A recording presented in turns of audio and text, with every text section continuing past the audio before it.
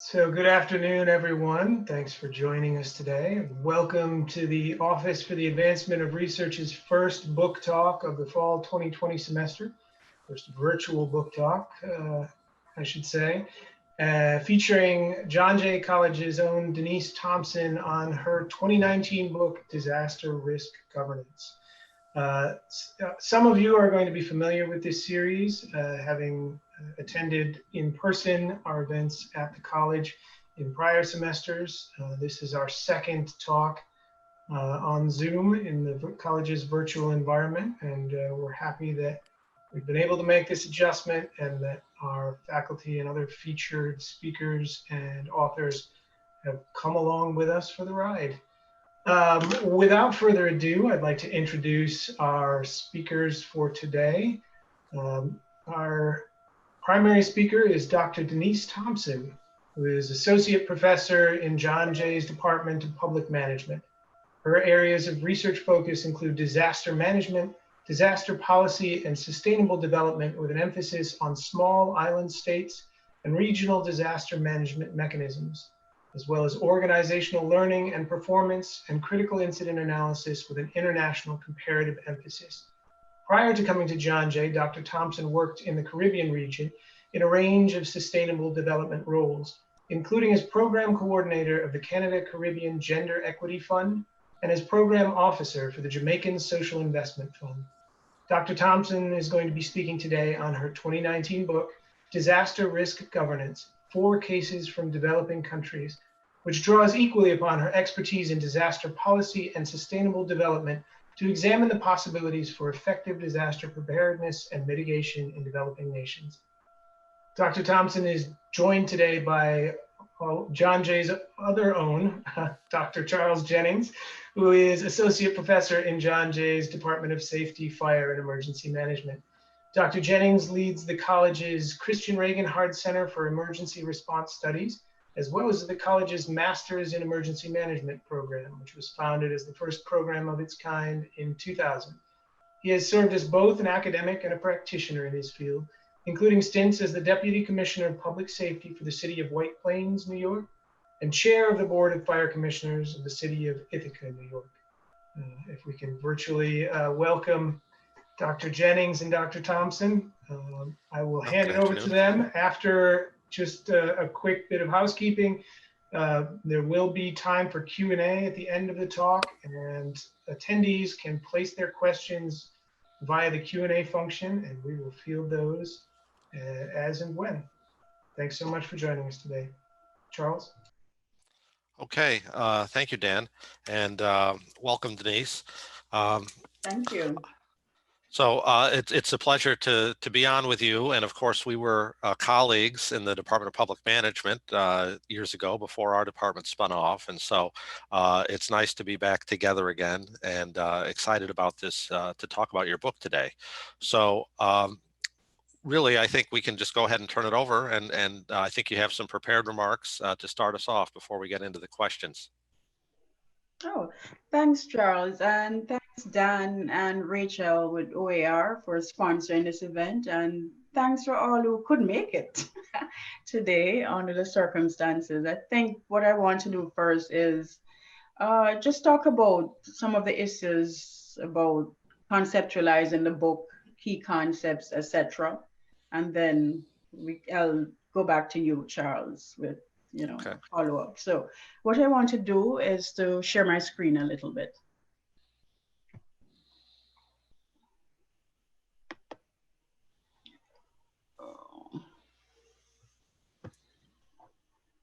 I'm not sure that I can share my screen, unfortunately.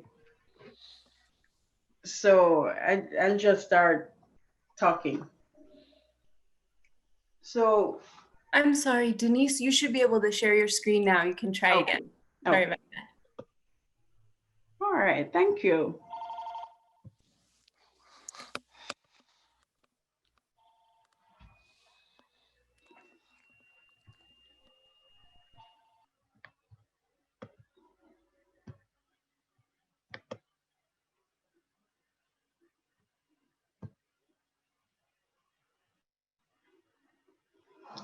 Okay, so As Dan and Charles said, I'm presenting on a book called Disaster Risk Governance, 4 cases from developing countries. And disaster risk governance, I think, may conjure up a number of thoughts in people's heads, and rightly so, because governance is such a big and expansive topic. So I want to kind of try to dissect it a little bit. So first, I'll start by just giving an overview of why the ideas for the book. So by this time, I was working in the Caribbean I am Jamaican, by the way. So I was working in the Caribbean for a number of years and just witnessing disaster after disaster after disaster, right? And every time we're being reactive in just responding to disasters. And I wanted to know, is there nothing else that we can do to kind of leverage what we have to build? So that was the seed for the idea for the book. And then soon I realized also that much of the work that we were doing in disaster preparedness and response was really done by international donors in the main. And to me, that was an issue because we needed to create our own indigenous disaster management systems. I mean, some countries would go on to do it, but they're slow, and all the systems in the Caribbean are at different levels. So that was another germ for the book. Also, when we looked at the disasters that were being responded to, needs assessment showed that there's a lot of common issues recurring in these disasters. For instance, there are issues of undercapacity, there are issues of funding, there are issues of coordinating actors, because there are many actors regionally, internationally, and nationally responding to disasters in different measures throughout the region. There's also a need for reducing some of the underlying vulnerabilities in the regions that we're looking at. So based on those things, I thought of what would be the common thread to connect them. And the common thread to me was governance. I think it was missing, and I think that we needed to focus on it. At the same time, you had disaster experts, disaster risk reduction experts, and the main framework for disaster risk management internationally looking at governance for the first time and trying to make sense of how to use it and leverage it to build sustainable and long-term resilience in countries and among people. So all of these things came together to me to form a more strategic approach to reducing disaster risks. So, but my problem was, all right, so now that we've come up with the idea of governance in disaster risk management or in disaster risk reduction settings or contexts, how do we operationalize disaster risk governance? So hence the idea for the book, Disaster Governance. So the second thing, if I can get my slides going, the second focus for me then, having decided on governance, was which context. So I'm from a developing country in a developing region, and I thought that would be a good approach to kind of build the literature in disaster risk reduction by focusing on developing countries, and in particular, to focus on a group of developing countries that are small island states. Now, that is important because although they're not a monolith, they tend to have certain fundamental features in common. These small island states, one, they're small, and the smallness is a vulnerability for these states. They're coastal, which means a lot of development takes place along the coasts or the coastline. They're isolated. They're not contiguous bodies. They're small pieces in water. So there's a lot of water, and they're these small islands. So again, that marginalizes them from mainstream economic systems. They're on the periphery usually. So that's another common feature. There's rapid urbanization. Their economies are not diverse. So many or most of these small islands are focused on one or two primary industries. And usually it's a tourism, agriculture kind of mix. Call centers now are becoming more important.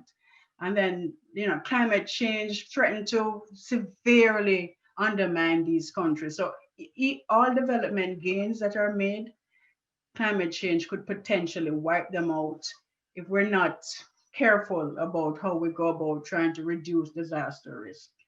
So the focus on small islands then was, for me, quite personal, but also from an academic standpoint, it helped to build that body of literature that we needed.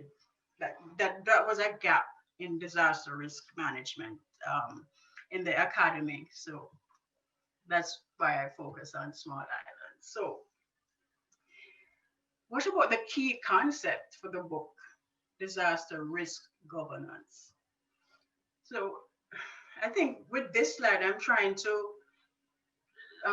make some connections between disaster risk reduction, disaster governance, development, all of that, because it's really a complex that we're looking at. And to tackle one, we have to tackle several others. So if I start with what is disaster governance really, because governance tends to have multiple different meanings, largely depending on context. And therefore, I needed to kind of define it in this setting. So a simple definition for me was the specific arrangements that societies put in place to manage disasters. So these arrangements then can be seen in how we conduct disaster risk reduction. And that itself, again, is very broad. So disaster risk reduction is important because it helps to reduce the vulnerabilities in society. But it does so on a number of multiple different fronts. For instance, we're looking at reduction of exposure to hazards, lessening people's vulnerability, which is key and sometimes overlooked. We're talking about wise management of land and environment. We're talking about bureaucratic action. We're talking about non-bureaucratic action, meaning action from extra state actors. We're talking about marginalization of people, social equity, poverty. So there are a number of different issues that come to bear in a systematic manner when we look at disaster risk reduction. Looking at that then give us a parameter for what disaster risk governance is. And then, I mean, as I say, it's complex. So governance itself is caught up into larger debates about governance because it's just a subfield. Disaster risk governance is a subfield of governance. So it's caught up in multiple debates, not only nationally, but also internationally. But if you look at small island states, then you're seeing that things like globalization, world systems theory, which talks about these core countries, like, the rich developed countries, and the peripheral countries, like the small islands that we said are marginalized. So those are things that you have to consider when you're thinking about disaster risk governance. So really, it's a complex of issues that come together. But I think the key concept that tie all of those together is the newish, I say, thought in international development, which is sustainable development. Sustainable development has been around since the 80s, right? But developed on and made into an international framework later on in 2005, thereabouts. And so what sustainable development does for the first time around then, so it's in the 2000s, 2015, it was still theoretical, but they were building on it nonetheless. So it shows these interconnections between sustainable development or sustained development, risk exposure, vulnerability, ecological balance, resilience. These are all the things that we talk about that kind of reduce disasters, form that context to reduce disasters. But they link that to governance.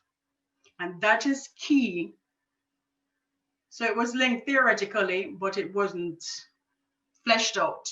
What does it look like? How would we do it? That wasn't fleshed out. And so a framework that I kind of developed for my book, try to operationalize what disaster risk governance would look like. I talk about it some more, but I just want to get over the broad frame for the book.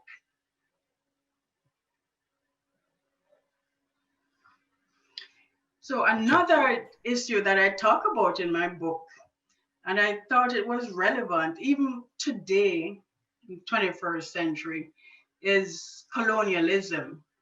So somebody would ask why? I mean, the developing countries have been independent now for 50, 60 years.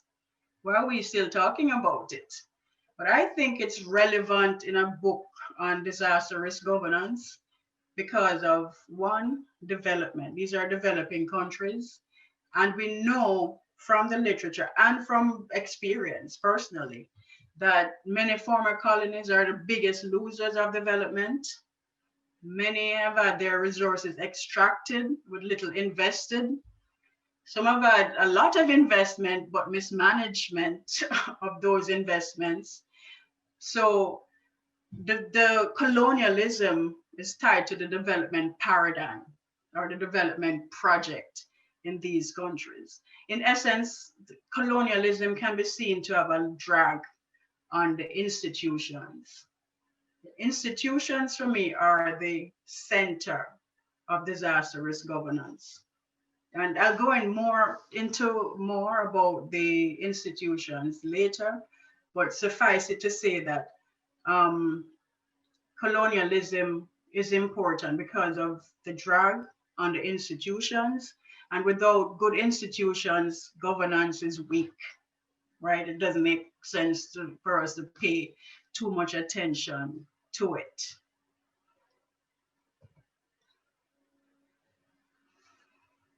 So what are these institutions that I keep talking about? Institutions, what are they? So here I tried again to, briefly give a definition of what institutions as I use them mean. And one of these brief definitions is the specific apparatus for the enforcement of regulations, standards, and delivery of disaster risk reduction services, activities. And so it brings in then the formal and informal. It brings in government and non-governmental actors. It even brings in international agencies. It brings in community-based organizations, brings in the private sector. So here I'm using institutions kind of like the way the new institutionalists look at institutions, not just as the laws and the way they're enforced, but also as the actors. So just a little bit about institutions is that we've looked at institutions for a very long time. It's not new. People talk about institutions, and I think we use them interchangeably with organizations. Organizations are just one part of what institutions constitute, right? But institutions are important because they facilitate actions that we take around certain things. Hobbes, for instance, thought institutions were important because they regulated human desire for power or human desire to, their own self-interest. So institutions mediated that kind of thing. So for me, then, the broad frameworks from why I started this to what it looks like is kind of encompassed in my ideas around disaster risk reduction, which is a systematic reduction of disaster vulnerabilities and a vehicle to improve resilience. It's also taking into account the historical context and how that impacts the organizations or the institutions. It's also looking at governance in the multiple different dimensions of it, not only as the government. So in the last several years, we've seen where governance has moved upward to international agencies, downward to NGOs and CBOs, outward to regional agencies, bilateral agencies, and stuff like that. So it's huge. Governments don't have the capacity to respond in developing countries, yet they're often called upon as a responder of first resort, not last resort, but first resort. Because we don't have, for instance, insurance, micro insurance that will help people to bounce back. We don't have social investment or social security to help them to, respond to disasters. So responding takes a longer time, and therefore open the possibility for another hazard to impact and a creeping disaster to ensue. So it's complex, and I hope I tried to make it a little bit simple so that you have an idea of why the book and why the approach to the book. So okay, Denise, thank you for that introduction. And I mean, I think that it's difficult to overstate the importance of the book as a focus on an area that really doesn't get adequate attention. And I thought in particular, the fact that you confronted, the post-colonial legacy, which imposes on many of these nations legal structures, institutional structures that are modeled after the former colonial power. And in almost any case, those impacts, those structures remain. It's very seldom that during a liberation movement that the entire bureaucracy is reorganized and restructured, right? And so we have, a set of, Dutch type institutions and certain, depending on who the colonial powers are, the Dutch, exactly. British, is it, Italian, is it Portuguese, right? And so we have all these things in place. Now, I consume, well, before I go into that, let me just also say that the book, I think, is very important, and it intersects really three major areas which don't often intersect as much as they ought to, which is development studies, what we would refer to as disaster management, more broadly to include disaster risk reduction, and public administration, right? And I don't know, the last time I've seen them brought together in one place as I have here with your work. So I think that's a really valuable contribution. And in terms of the institutions, and as a consumer of a lot of the international development literature around disaster risk reduction, and certainly not expert in it as you are, but as you read this, how would you characterize the degree to which these, multinational, multilateral organizations like the UN or, European, OSCE, whatever, OECS, sorry, come together, really think about or consider the nation by nation variation in governance capacity when they're putting out one of these high-minded kind of everybody, agrees that there are 10 goals that we should all pursue in the next fill in the blank time period. And then they kind of get thrown out, and then what happens? So there are efforts made because they have, chapters and sections that bring people together from specific regions. But then we all know how that works, because the stronger countries have loud voices, for instance, right? So it drowns out the other ones. So in that regard, then the specifics of the country context is limited in how they're reflected in these international frameworks. And remember now, for developing countries, the international frameworks are the driver of disaster risk reduction efforts in developing countries. Because once developing countries sign on to these frameworks, they get technical assistance, right? They get projects. So a lot of disaster risk reduction work in the developing countries are done through projects. Needless to say, then the projects are not, now they're doing programs, regional programs. So they've learned some lessons that projects are not, they start and they end. So they're very, limited in what they could do. Hopefully with a program, the scope can be a bit broader and the time frame can be longer.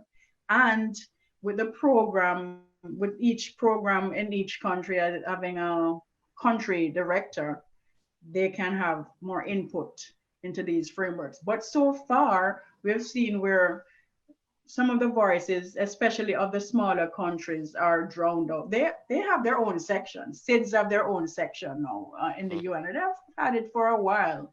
So there's focus on it, but it's even separate. It's not sometimes integrated into the general frameworks. So there needs to be more done, but there are things being done to kind of integrate the voices.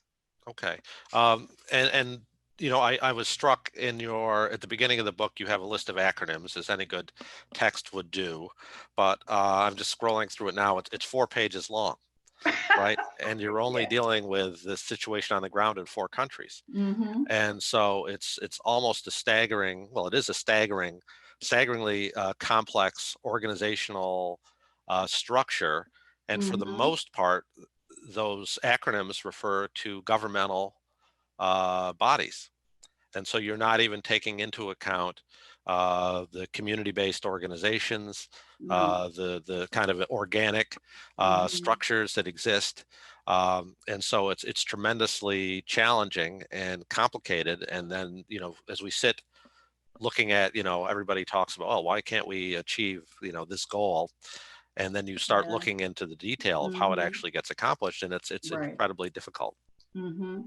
So, I mean, you've hit the nail on the head, Charles. It is incredibly difficult because the book, as I said, is over 300 pages, right? And it had to bring a lot of issues together. It didn't bring all the issues together, but it brought some of the issues that I thought were critical to actually disaster risk reduction, right? And to make sure that development can go on. The trajectory of development is not erased every time something happens and we go back and forth, right? So it is incredibly complex. There's no one agency that can do it.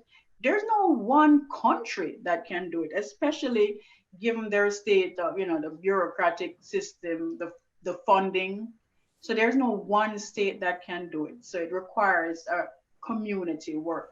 And this is why over time, what you've seen is there's a breach, right? There's a gap between, like, say, the national level and the international level. And so over time now, you've seen the rise of regional organizations within the Caribbean, within Africa, to take on some of these challenges. The African Union in Africa, SEDIMA and CARICOM in the Caribbean, that's doing it.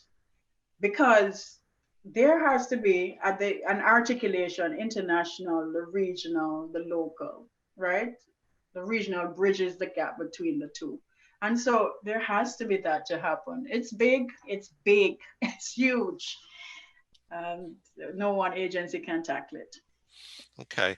Well, before we go on with that, I just wanted to call out your, one of the kind of analytical tools that you develop in the book, which is this summary disaster risk governance inventory matrix, which is a mouthful, but and I was trying to puzzle through an acronym, but I couldn't come up with one. So do you want to talk about that? Because I thought that was really interesting in terms of a framework, and kind of maybe just define it and maybe explain a little bit about it for people who want to pick up the book. Okay. All right, so I will let me try to share again. Oh, you got it? Yeah. I think, is it there? I can't see. I can see it, yeah. Okay, so when you're comparing countries, you need something that can compare them along similar dimensions, right? Apples with apples, for instance. So what I tried to do is to develop a kind of a matrix to do that, where I could compare all the countries together. And so as I, kind of work through what ought to be in the dimensions of governance, then I came up with this matrix that looks at a couple of things. It looks at the institutional aspects. But as I noted, like the older institutional thinking tend to focus on the legislation, the organization and capacity, funding, contingency planning, constitution and disaster risk, but supporting environment there are for these things, right? And then it looks, so this is essentially it, and government was the driver. So in my thing, and this is based on some work that some other people did, where they actually added the actors, which is obvious because disaster risk reduction needs so many actors at multiple levels. So they added the actors, and I fleshed it out as, based on my experience in the field, who are the actors? What does it look like? So these are important for me, was this homegrown actors, because as I said before, it's largely international agencies, bilateral arrangements that actually work in disaster risk reduction. So homegrown disaster professionals was important, and the fact that they're active is also important. Then the national platform, that's the international agencies that are set up in pretty much all the countries by now. Certainly a few that have not had these national platforms. They're UN funded. So the national platforms, again, are international. Then the communities, because disasters actually take place in communities. But what are the community people doing? Are they engaged? At what level? Do they have a say in what the policies are, what the actions are supposed to be? And the research, even in policy research, it shows that people who are involved in policy development are more likely to spend their time and energy to defend the policies. If in the US, you look at the ACA, Affordable Care Act, and they've now tried to get rid of this thing for like what, 5, 8 times already. And the people are always either voting or demonstrating. They're voting to protect that. So that was important for me. Something that I thought was missing though, 2 things were missing. The cultural aspect was missing. That formulates the informal institution. There's not much written on it in that context. And the incentives, not many countries actually, even if they have it on the books, enforce them. The incentives are supposed to regulate behavior. So to get people from not doing things that will increase the risk of a disaster happening. So you're talking about regulations, you're talking about tax rebates to get people to do things that you want them to do, penalties and fines to get them to not do things that you don't want them to do, incentives, etc. That was a missing component for me, and I wanted surely to see it in a governance framework because it needed to be there. And then the norms around disaster risk reduction. Is there media coverage? Are these coverages routine, or do they just take place during disasters, when disasters are going to happen? What about school programs? In Jamaica, they have primary school programs around disaster risk reduction. And now other Caribbean countries are getting into that. And I just completed some policies that actually integrate disaster education. What about community leaders and residents? Are they involved? How? Are there drills, early warning systems, preparations that take place? Is there learning, and is there continuous improvement? Because these are necessary to me for this resilience building and disaster risk reduction. So the norms then, or the informal institutions, needed to be a part of this. And then based on all of that, and this needs work.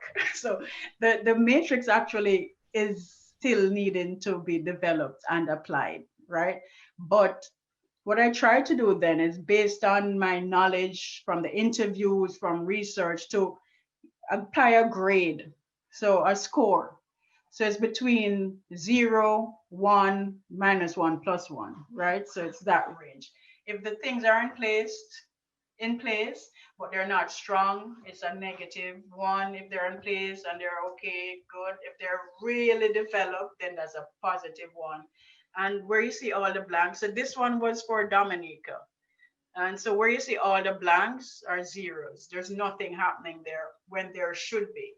And interestingly enough, Dominica was one of the worst performers in all of this. And it was here that they fell down a lot, the norms, because they would have the policies in place, they would have a supporting environment in place, but people didn't. So the policy was drafted, but it wasn't actually signed, and it didn't become law. For decades, there'd be a policy, you know. So I find that the culture, the norms around disaster risk reduction was the missing ingredient in Dominica that kept driving to what happened with Maria.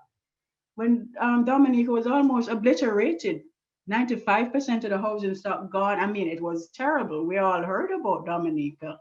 But I think, no, they're learning. You know, they've developed institutions to work, and they're working to build resilience there. So I think the matrix was helpful. I think it can be helpful, but I think it needs further refinement and development.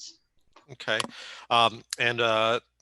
Okay, good. We're getting some questions coming in because I've got a couple more, and then we'll be taking them from the audience. Here's one that's I think is important, Denise, which is, can you talk about the role of kind of economic standards of living and economic health overall for the nations, and how does that or not correlate to the ability to perform well in disaster risk governance? Okay, thanks for the question. So, economic standards, what we have recently in a lot of developing countries is that the UN has now, through their classification, classified many of them in the Caribbean and in Africa also as not lower middle income or developing, but middle income countries. No, so you have, for instance, the GDP of Jamaica is $5,000 US. And that's because, I mean, the dollar has just kept devaluating, right? And then you have Dominica, which was higher in GDP. I think it's like 7,000 odd, you know. Yet Dominica was faring worse than Jamaica was, right? And so, to an extent, yes, the economic systems are important because they shape so many other things that impact vulnerability.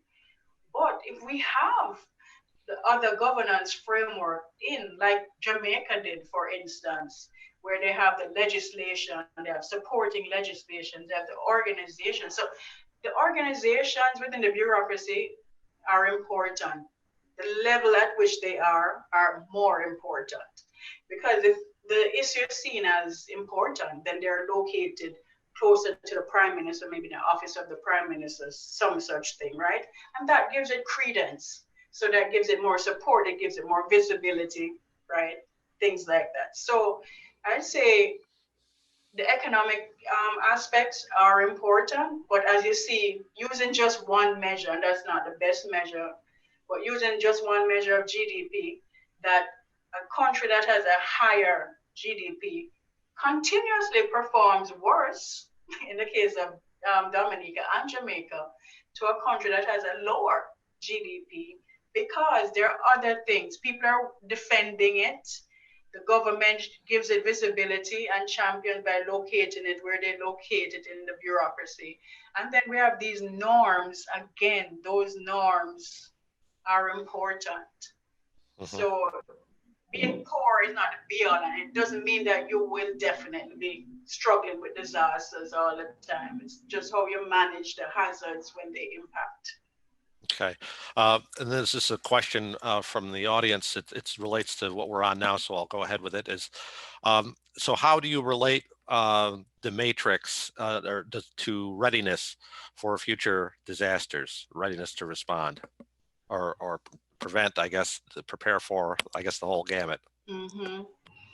So the matrix kind of give me, or should give, an idea of things that are in place and necessary to actually improve disaster management and work to reduce disaster risks. So that's how I use a matrix. So let's say there's the Constitution, it's disaster risk reduction is enshrined in the Constitution, right?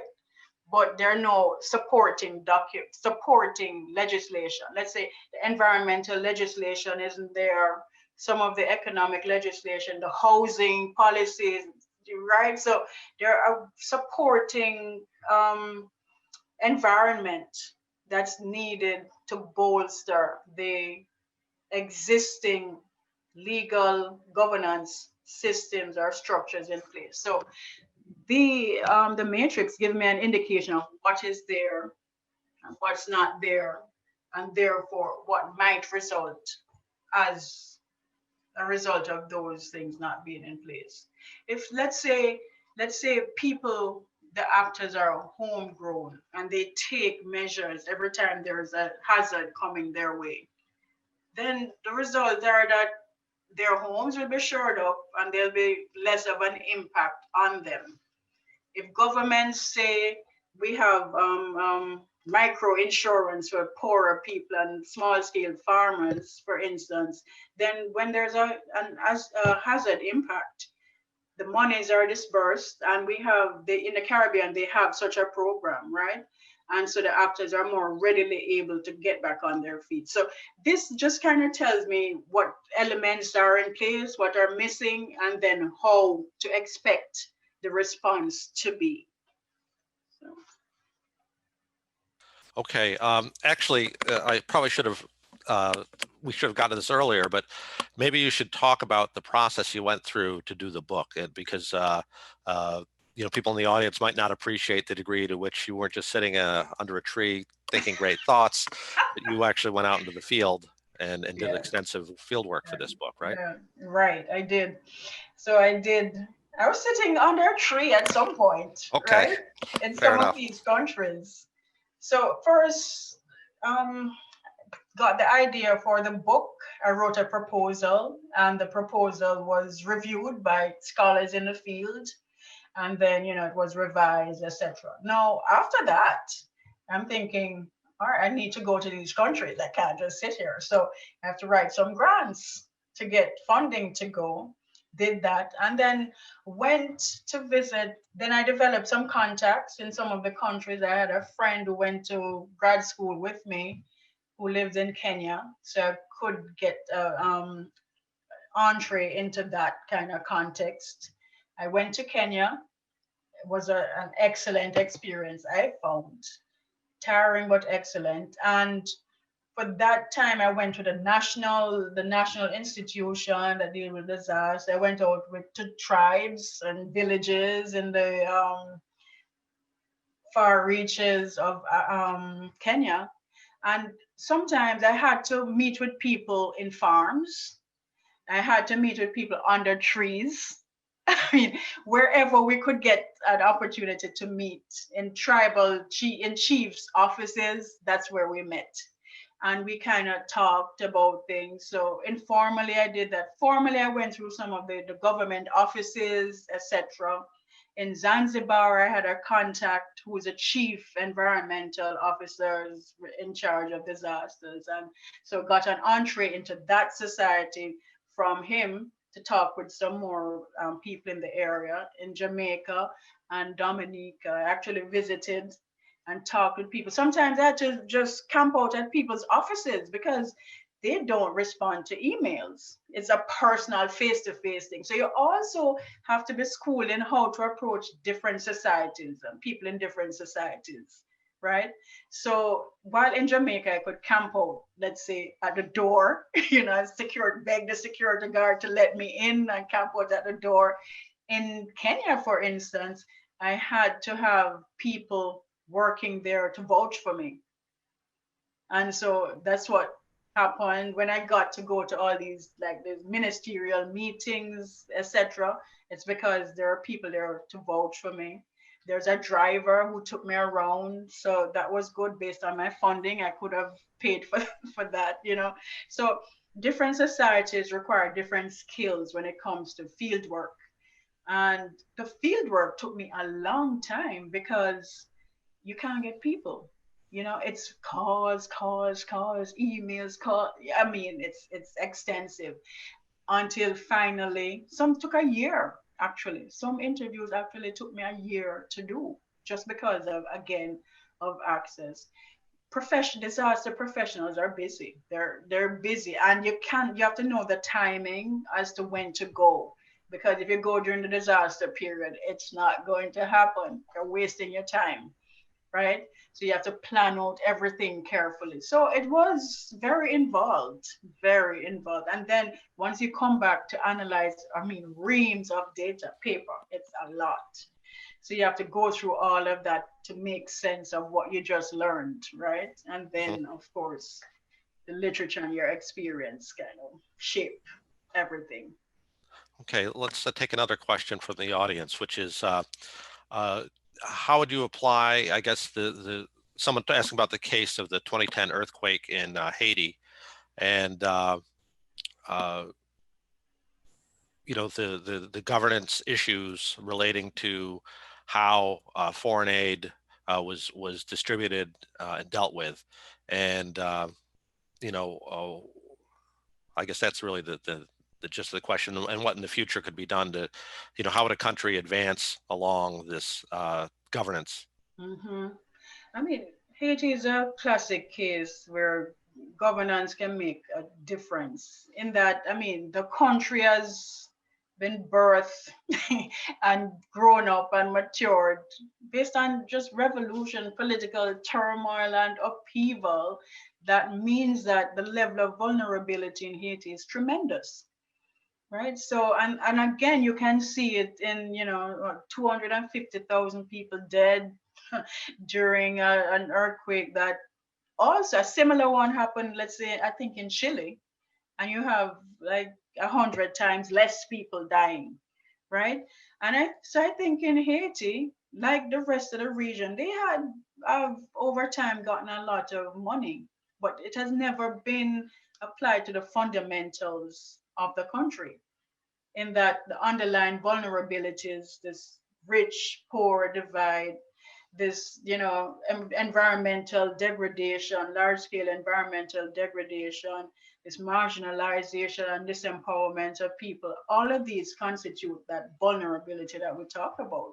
And I think Haiti, unfortunately, is a very sad case because it also is not only economically poor, but also some of the social capital institutions, they're concentrated in, the wealthier parts, and most of the population concentrated in the poorer parts. And therefore, both the place is vulnerable and the people are vulnerable. The institutions have not been developed fully. And this is the situation in Haiti. Okay, we have a question just asking maybe for an anecdote or an example from a particular one of the countries you visited for the book, to kind of put this into perspective in kind of a real world example of risk governance and its dysfunction or function, I guess as the case may be. Risk function or function. So I guess we could come back to Dominica, which to me, it's instructive that for a country like Dominica, that doing pretty decently, it's a spice, it's a lot of birds and spices and ecotourism, this kind of thing. It thrives on that. Therefore, it's imperative then that they disaster risk reduction and environmental conservation should be important, right? But time and again, since the 70s coming right up, and I've interviewed many of the disaster managers for these countries, and they've just never been able to learn. So that by the time when Maria came, the president's dwelling was vulnerable, the roof went, president was walking in the streets like everybody else, impacted. There are no micro insurance schemes in place, the disaster policy, and it's not that they didn't have experiences, but disaster policies are written. And I think it's driven from outside. So they're written, but for over a decade, they're still there. And last year, when I went back to do some more work on school safety, it's the same thing. So concretely, the learning was limited, but more profoundly, the culture around disaster management, disaster risk reduction has not been there. The disaster office, for instance, I went to one office where a lot of supplies were just thrown outside, waiting for the next disaster to strike.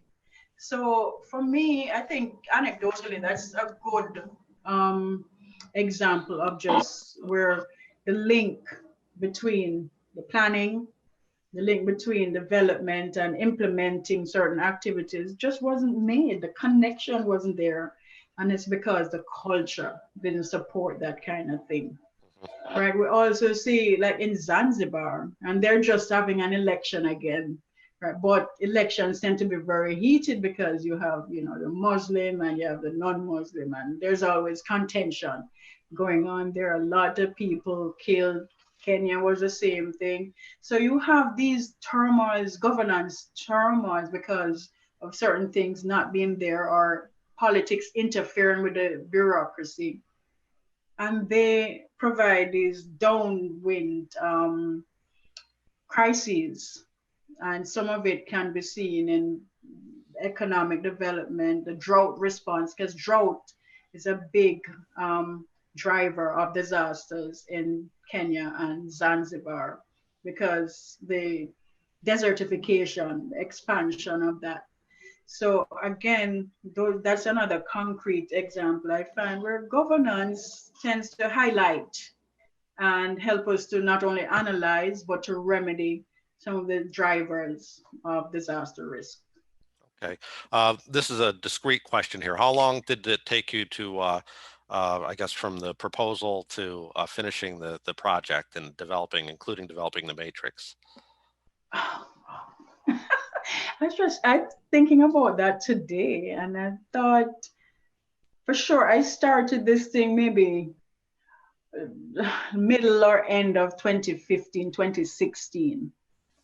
Okay. And I never finished the book until 2019. Yeah.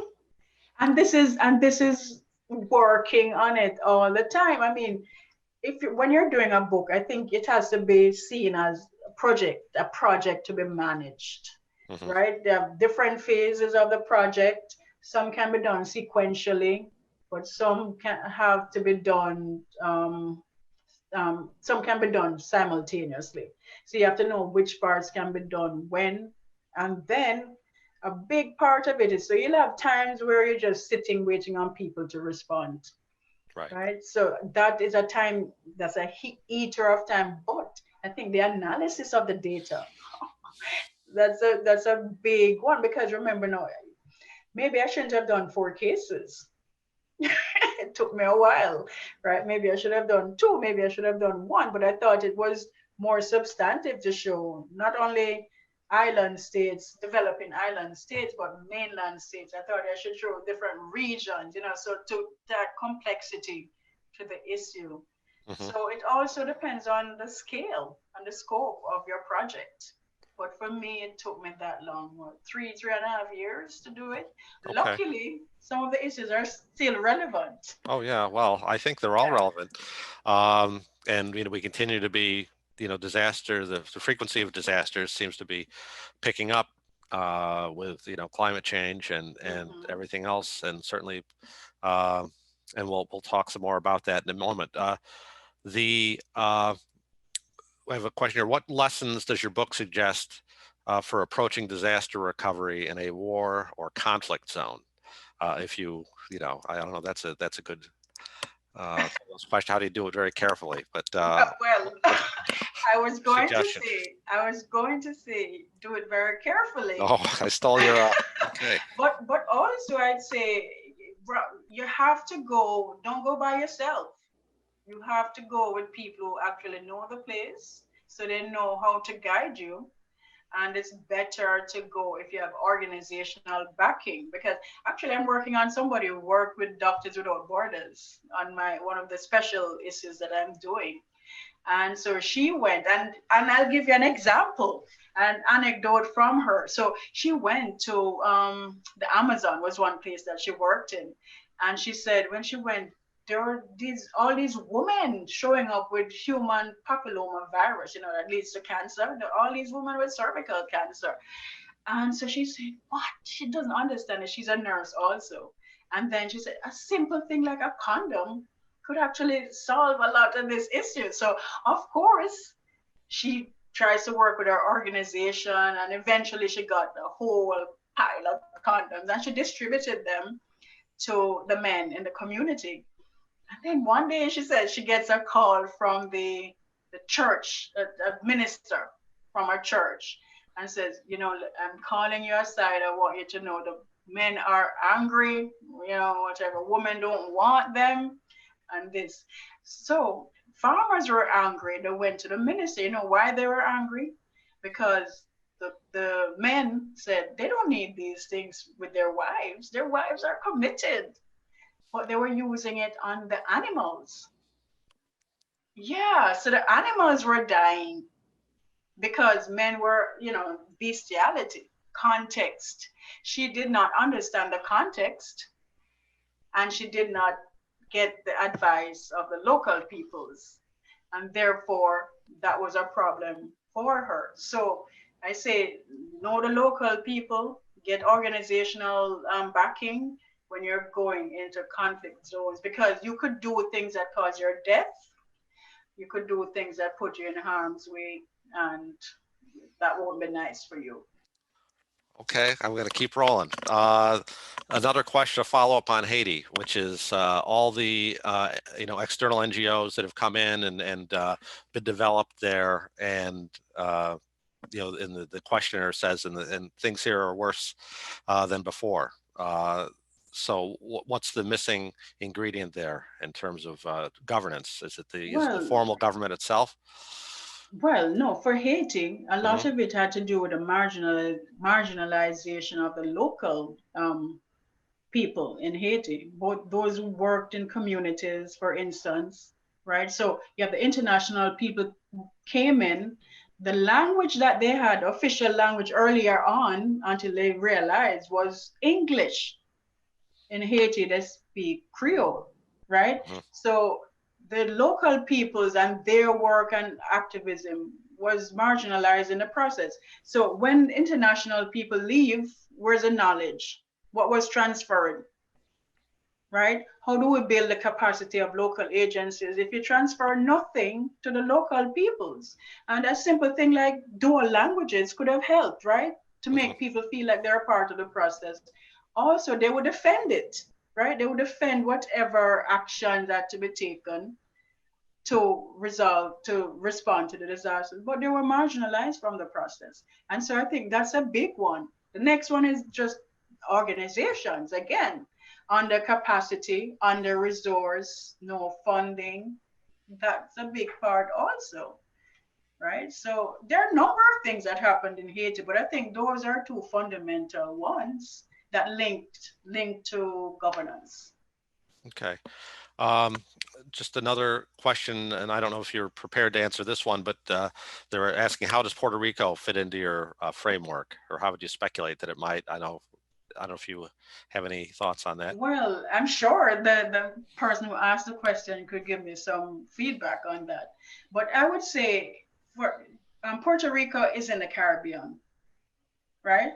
But Puerto Rico is not of the Caribbean, meaning Puerto Rico is an American state. It's in the FEMA system, right? So the governments closer to Puerto Rico don't play a role per se. CARICOM is there. Puerto Rico is not a part of CARICOM. SEDEMA is there and actually did respond to help Puerto Rico in some way, but limited because they don't have all the resources. So Puerto Rico is isolated, right, from the system. And I think that's a big part of what happened with Puerto Rico. So you can see, again, if you look at the different elements of that matrix, some of the deficiencies anyway in Puerto Rico. Again, partisanship and politics played a key role also. But that's a discussion for another time, I think.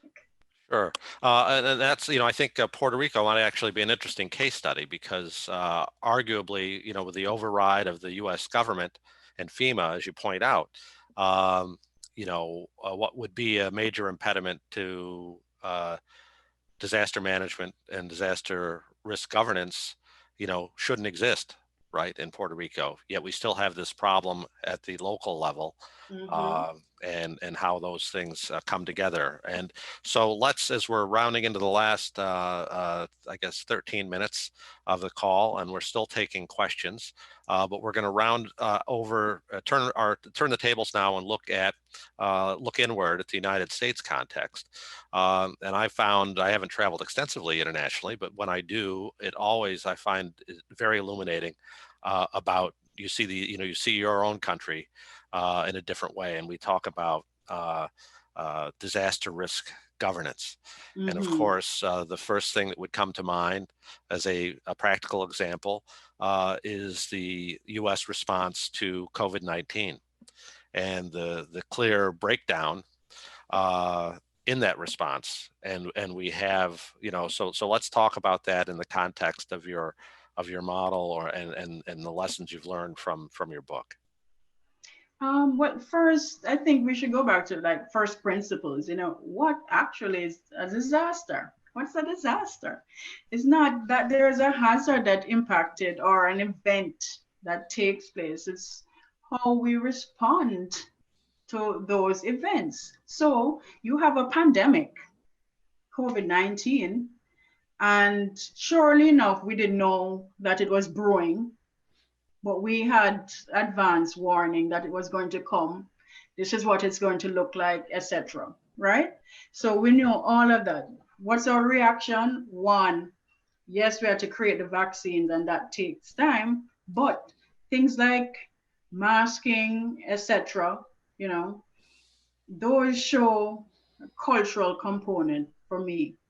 I mean, if you look at culture, for instance, you know that culture defines certain groups, right, and categories, and then also differentiates groups based on culture. So you have people like freedom fighters, libertarians. They want just to be free to do their own things. They're not going to wear masks. Right. So right? Let me just interject. So in a sense, COVID, I think, is probably a great illustration of the nuance of disaster risk governance, particularly in the case that we had at the federal government a very well-developed expertise and capacity to respond appropriately. Yet we had this devolution to the states, and then it quickly devolved, or it devolved further, as you point out, in terms of political ideology. It became partisan. Which was kind of beliefs, unimaginable. Values, yes. Yeah, I mean, so wearing the most basic public health message ended up becoming a partisan issue, and is much less the adoption of masks is now less effective, less widespread. Right. So to also our norms and beliefs around vaccinations.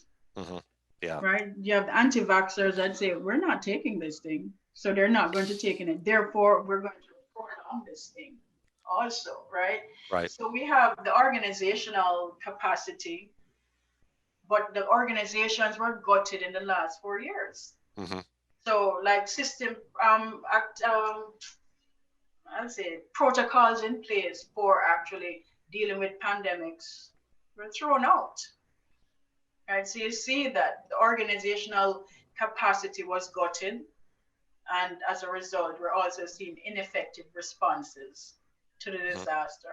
Money, states need money because you have a lot of state workers, state provides services, they're the closest to the people. They're providing masks, ventilators, hospitals, all of these things helping anyway. And they don't have the money. It's just what we're seeing in the developing countries. So I say if we use COVID-19 as a lens, you know, to look at disaster risk governance, a lot of the issues that I find in the developing countries, I'm also seeing right now in America, right? The third worldization of America, so to speak. Yeah. And so COVID is showing some of those other things, you know. No, absolutely, absolutely, and we got a question here. I don't want to. Well, maybe we'll come back to COVID in the last few minutes, but I've got a question here saying Haiti and a few other cases have this is from the questioner, led me to think about intersector collaboration in terms of oversight and devolution of authority. How do you see these factors influencing developing nations? And I think, well, I'll just say nations during crisis. People love Haiti on this call, I realize. But I mean, remember what I said earlier too, not that people, I mean, there's a wave, and there has been a wave from the 1980s to the 1990s and early 2000s towards devolution. Kenya is a classic case. Kenya has devolved downward, but there are no resources to support, you know, the local agencies and what they're supposed to do. So, yeah, devolution, I think, is necessary in developing countries because the government by itself doesn't have the capacity to deal with all the things that they need to do, because there are things that compete, disasters compete with other things that routinely are called upon by citizens, healthcare, education, you know, the works. They're happening all the time. Disasters may come this year, may come next year, two may come, right? So things like that, and then 10 years, there's none. So government alone doesn't have that capacity because of the number of things they have to do. Therefore, they have to devolve some of the responsibilities, whether they like it or not. And they've done so downwards, upwards, and outwards, to local and community organizations, to regional organizations, to international organizations. And I mean, Haiti is no different. Haiti is doing it too in different measures, but also there's a lot, Haiti is big, and there are lots of issues in Haiti. And the government doesn't want to step up or can't step up. And a big part of this is just instability in government. There's always a coup, or the government is gone. So there's no stability in terms of activity that takes place in Haiti. Nothing to build on because it's two steps this way, one step back, one step, you know. So nothing changes. Yes. So that kind of raises the whole issue of again, coming back to the domestic context, or looking at COVID, you know, the successes in some African nations, you know, with much more meager resources, but having learned lessons, as you point out, from Ebola and other infectious diseases, that they got a lid on this, and they've done quite well, and without nearly the access to resources that we have in a lot of other developed countries, where there may be, you know, for whatever reason, and we see it across Europe. We see, you know, even in in the UK, where people are protesting against lockdowns, and this really significant counter strain running against the government's messaging, and so I'd also say that China is a developing country. It's huge, and it's emerging as a power, you know, an economic power. But China has been a developing country forever, really. But what they have are certain cultures around. There's so many different viral and biological outbreaks that over time the people have been sensitized to wearing a mask, for instance, right? And that makes all the difference between the numbers we see dying here as opposed to the numbers that we see dying there, right? Some government types too, because in some more centrally planned or functioning systems where parliamentary systems, for instance, in the Caribbean, where there's more control at the central government level. So the curve and the places are smaller.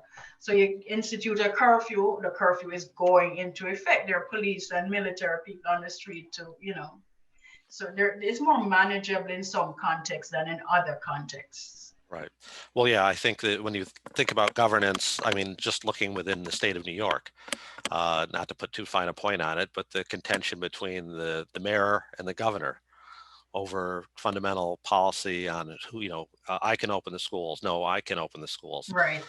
Really dysfunction. So in the last 2.5 minutes, Denise, just do you have any kind of what's your closing statement in terms of what's the takeaway from this book, or if you were in charge of disaster risk governance, the world leader of disaster risk governance, what would your lesson or actions be based on your research in the book? Oh, it's a very good question. Let me think. Yeah. Let me put my thinking cap on. Well, first, I would want to build my local capacity, leverage what I have, right? And I think governance kind of stitch the pieces together. But more than that, I would try to build the knowledge of people towards what they can do, because people have agency. Right? It's not that the government should and always should be doing it, and they're the responder of first resort. What can we do? So from the people, I try to empower people that way, right? And then from the government side, I try to look more closely at what the vulnerabilities are and try to mitigate them.